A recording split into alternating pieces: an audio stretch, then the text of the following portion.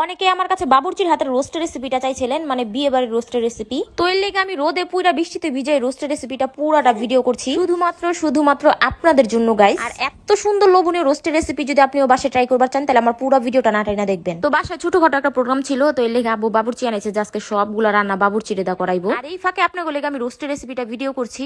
তো এখানে দেখতেছেন যে মুরগির রোস্টের পিসগুলা কিন্তু পরিষ্কার করতেছিল। এখানে কিন্তু একবার ধুইতাছে, তারপরে কিন্তু আরো অনেকবার ধোয়া হইব এটারে। তো যাই হোক, এখন আমাদের রেসিপিতে ফিরা যাই। তো প্রথমে এখানে মুরগির বলে মানে পেঁয়াজের বেরেস্তা বাইজা লইছে। তো বেরেস্তা গুলো উঠানোর পরে ওই তেলের মধ্যে এখানে মুরগির পিস গুলা দিয়ে দিচ্ছে, দিয়া হালকা করে নাড়াচাড়া ভাজা লইব। আর এই যে এখানে একটা মশলা রেডি করছে। আমি যাওয়ার আগে এই মশলাটা রেডি করে ফেলাইছি, আমি ঘুম থেকে উঠতে একটু দেরি করেছিলাম।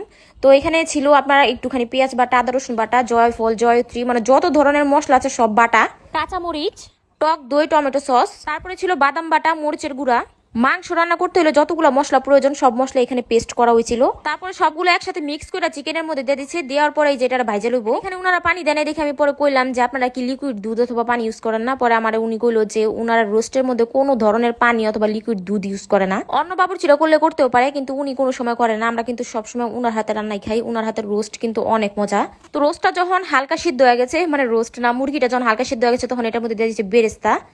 ওই যে আগে যে পেঁয়াজ বেরেস্তা গুলো বাইজা রাখছিল ওই বেরেস্তা দেওয়ার পরে এটার আবার নেড়াচেড়া মানে মশলাটা আর হইলো মাংসটারে ভালোভাবে কষাইবো। আর এই কষানোর মধ্যে কিন্তু মাংসটা পুরো সেদ্ধ হয়ে যাবে, এখানে পানি দেওয়ার কোনো দরকারই নাই। আর বেরেস্তা দেওয়ার পরে কিন্তু এখানে আবারও কাঁচামরিচ দিয়ে দিছিল, মানে কাঁচামরিচটা আগে ইউজ করছে আবার পরে ইউজ করছে। তো এখন এটার মধ্যে দিয়ে দিব মাওয়াটা, মানে রোস্টটা নামানোর একটুখানি আগেই দিচ্ছে, দিয়া হালকা একটু নাড়াচাড়া পরে সাথে সাথে নামানিছে। আর আপনারা অনেকেই করতে পারেন যেখানে লবণ দেয় নাই, লবণটা দিয়েছে। ওই যে আপনার ওই যে পেঁয়াজ তারপর হইলো যত ধরনের মশলাটা মিক্সড করছিল ওই মিক্সডের মধ্যেই উনারা লবণটা দিয়ে দিচ্ছে। বাবুর্চিদের একটা মাপই থাকে আলাদা। ওই যে দেখলেন না, একবার লবণ দিচ্ছে, তারপর আর দেওয়ার কোনো প্রয়োজনই পড়ে নাই, মানে হাতে জাদু আছে।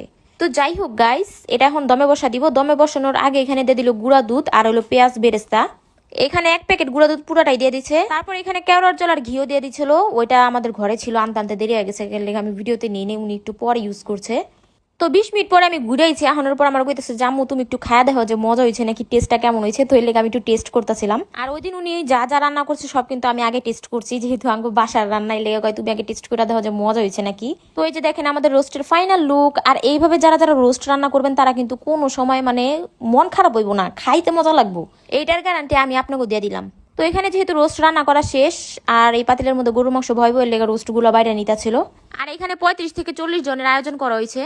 ওই যে আমি আগেই কইলাম আমাদের ঘরোয়া প্রোগ্রাম এটা, মানে আমরাই খামো আর কি। আর এই যে দেখেন রোস্টটা কিন্তু অনেক অনেক লোভনীয় লাগতেছে, আমার আবার দেখা খাইবার মন চাইতেছে। আর এই রোস্টের রেসিপিটা অনেকেই চাইছিলেন, তো ওই লেগে আমি আপনাদের শেয়ার করলাম। তো যাই হোক, আজকের এই ভিডিওটা এই পর্যন্তই ছিল। আজকের জন্য আল্লাহ হাফিজ।